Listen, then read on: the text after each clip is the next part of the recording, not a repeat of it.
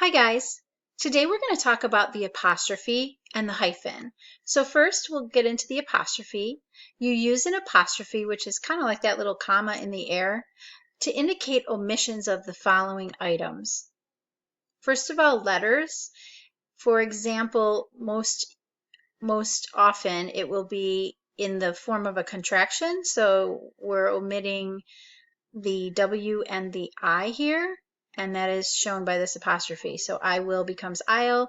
We are omitting the O here, so we put the apostrophe in that spot where that's missing, and have not becomes haven't. Also in omissions of numbers, so for example, class of 2007, we could write class of -07 instead. Now, I want you with apostrophes to just consider being careful about them, because what happens is sometimes we start throwing them in when we make plurals. It's just kind of because we're so used to writing an apostrophe S in possessives, so just be careful about that. So for example, the Smiths will be joining us for lunch. There would be no need for an apostrophe S in the word Smiths, okay?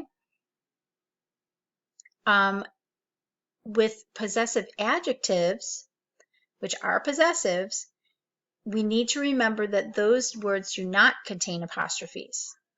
So for example, whose book bag is on the floor, that's spelled W-H-O-S-E, no apostrophes there. Or we could say the dog waited for its master at the door. It would be spelled I-T-S for its master. Okay, here's another example. The bicycle needs a new tire. Its tire is flat. In this sentence, its is referring to the bicycle, so the bicycle's tire. So again, it's spelled I-T-S, no need for an apostrophe. However, this is what gets confusing to people, I think. This is a different situation here. The tire on the bike must be replaced. It's flat. In this case, its is referring to the contraction it is, and that's where there's an apostrophe needed. Another time apostrophes are used is to show possession. We kind of just refer to that a little bit. So here's what you do. If you have a singular noun, you write the singular noun and add an apostrophe S. And what I want to emphasize here is it doesn't matter what the noun ends with. That's where people get a little bit mixed up. So here are some simple ones like child. You would just put, if you needed to do the child's book bag, you would just put apostrophe S. Andrew, if you were saying Andrew's dog, you would say Andrew apostrophe S, dog. Sorry about that. I knew that was going to happen. Something happened with my transition there, but let's move on. So brother, you would write brother and add apostrophe S.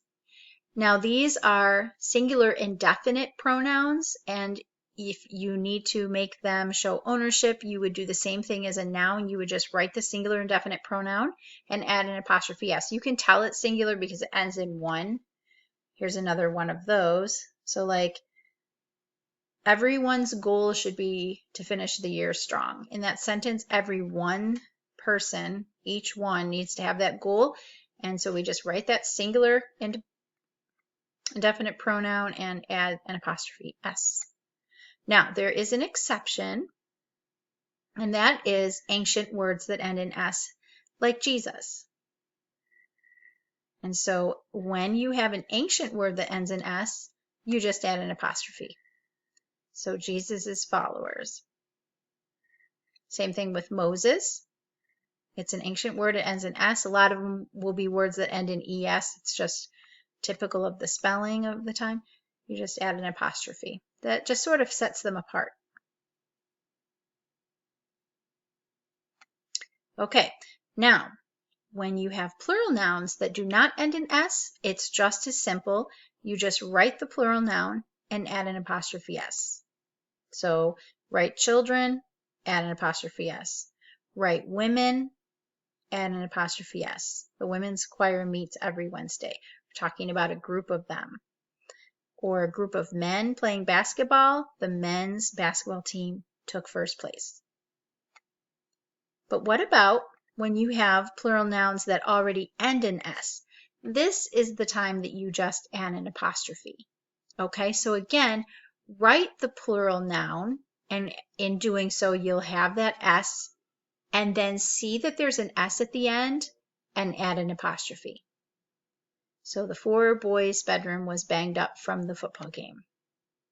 Or what if we have a group of riders here who have a goal to raise money for toys or collect toys, a fundraiser of some sort here. So the motorcycle riders' goal was to collect. And so we would write riders, that plural word, stop, see that we have an S at the end, and that means it's plural, we know. So we'll just add an apostrophe. Here's a group of teachers that are going to have a goal to to continue the bulk of instruction across the high school classes, thinking about goals during this virus. And so we're going to write teachers, see that there's an S, add an apostrophe. Okay, so I just want to go and do a couple of these for you. So let me just go over here really quick. So here is a singular name. Here's some girl named Bess. So if we wanted to talk about her shoes, we would write the singular noun and add apostrophe S. Okay, we wouldn't worry about what that looks like. We know the rule. Write the singular noun, add an apostrophe S. Same thing, if we have a bus that has a flat tire, we would need to address the bus's tire. Okay? If we had a lens that was scratched, we would have to replace the lenses, or because of the lens's scratch, we'll put. Okay? Here we have a bunch of kids, not just one. We have a bunch of them already, okay? And they all have book bags in the front doorway, okay? And so we need to remove the kids' book bags. And so we would, if we wanted to write a sentence like that, we're heading towards writing book bags here, we would write the plural noun, see that there's an S, add an apostrophe. Here's some dogs. They're going to own a master. They love their master. Okay, we'll say, and so we're going to write the plural noun dogs, see that there's an S at the end, and add an apostrophe. But here we have a plural, and it doesn't end in S, so we're going to add an apostrophe S. Do you see the difference? So you just kind of have to memorize the 3 different scenarios that happen. If it's a singular noun, you don't really have to think about what is at the end. You just add an apostrophe S. If it's a plural, I didn't insert this one as well. Okay, then down here, if it's a plural and it ends in S, you just add the apostrophe. If it doesn't end in S, you add an apostrophe S. Okay? All right, so let's move on.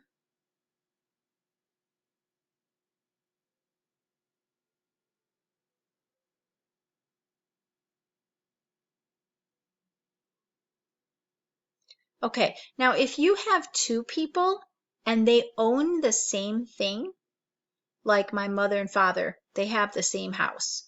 And so I would write their names, but I would only put one apostrophe S, and I would put it in the word that's closest in proximity to the item that's being owned, right? And so it would read my mother and father's house. And the way that this is written indicates to the reader that these 2 individuals share in ownership with this house. Okay? However, my mother and father do not own the same shoes. They don't even have the same shoe size. And so in this instance, each will get their own apostrophe S because they have their own shoes. Okay, so that's just a little nuance that you need to know in order to communicate effectively. Okay, here comes the next. Special plurals. So you want to use apostrophe S for an italicized letter or word being discussed, but not for numbers or years. Okay, so for example, I love to make fancy letter J's. Okay, and so I've italicized J's because I'm referring to the letter J, and I'm making it plural, so I'm going to put apostrophe S. Same thing here. I'm going to refer to this word in my sentence. Because remember the other day we said we would underline and italicize words, letters, and numbers referred to as such. And that's what's happening in these first two. And so all the children shouted yeses to the teacher's suggestion of a party. Okay? And so we would just put it apostrophe S. That's a special thing. However, we do not do that with numbers. So many changes occurred in ideology in the 1890s. We wouldn't have an apostrophe S for numbers. Okay, so let's move on. We're getting into hyphens next. And a hyphen is half the size of a dash. So keep that in mind. The dash is the longer of the two marks. They look otherwise the same. The first, I put this here. This isn't going to come up as an error too much in your writing, but there's a whole little blurb on it in your book that you're going to want to look at and make sure you sort of know, especially to get accomplished the workbook pages. But to be honest, there are other more relevant rules that you will use more often. But so let's just go through it really quickly. You use a hyphen to replace to and through. Okay, and we just know how to do that, right? Like Easter break is running April 3rd. This isn't true. April 3rd hyphen April 20, period. Do not quote me on that. That's not true. Okay, we would, that hyphen there would let us know that we're meaning to say through or to. But you can't use it in other instances where you've got the combinations between and you're trying to use it in place of and. So for example, I will be visiting the kindergarten houses between December 4th hyphen 8th. I can't do that. I would have to literally write December 4th and December 8th, between December 4th and December 8th. Okay, so just be careful about that. You can look at your book. But I'm more interested in this one because this might happen to you more often. And that is if you have to split a word at the end of a line because it's too long and it's time to move on to the next line. Three different attributes need to be true of the word that you're about to split. It needs to be 2 or more syllables long. It needs to be 2 or more letters long on the first line. So you can't just have like an A and then a hyphen. You have to have 2 letters. Okay. And then it has to, and I should say with the syllables, it has to be split at the syllable. Okay. And then the carryover part of it on the next line has to be 3 letters or longer. Okay. So here's an example. After seeing Jesus after the resurrection, the disciples' sound conviction led them to martyred deaths, supporting the historicity of the account.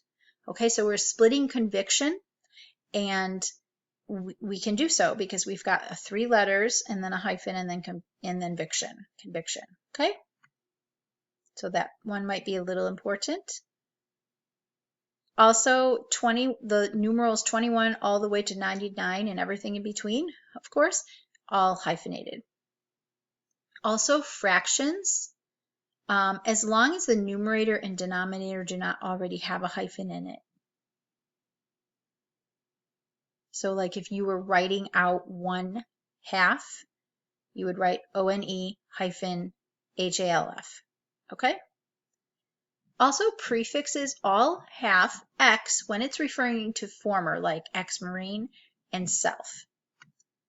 Well, here's some examples. All-star and half-witted.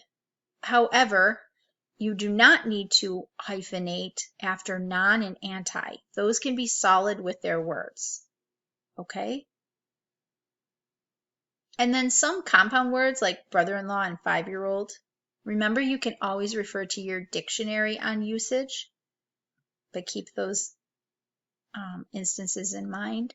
Then multi-word modifiers. When 2 or more words act as a single unit to modify a following noun, join them for that circumstance. So like his all or nothing approach. All or nothing is combining here to describe the approach, to modify the approach.